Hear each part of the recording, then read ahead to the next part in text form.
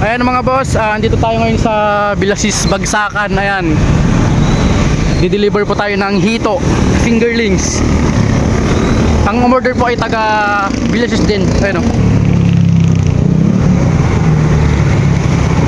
Ayan, tapos susunod po sa atin ngayon boss ay mga bossing doon naman po sa Asinggan tsaka San Quintin.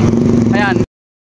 At ayun nga mga kahito, ngayon po ay andito na po tayo sa San Quintin.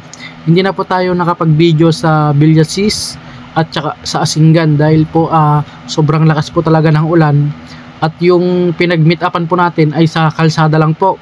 Pero dito sa San Quintin, medyo mas maganda po yung place po nila. Mayroon po silang magandang parkingan. Kaya ito po, nakapag-video po tayo. Tayo po yung mismong nag-deliver dito mga bossing. Ang order po ni Boss Rod dito ay 5,500 peraso plus 10% mortality. Ayan. Ayan.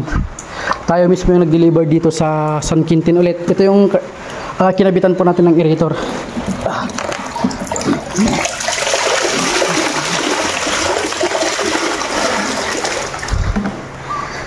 Ayan mga boss.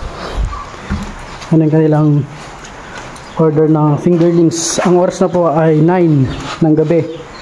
Nagabihan na tayo kasi dumaan pa tayo sa Villasis tsaka Asinggan. Tapos dito ngayon sa San Quintin.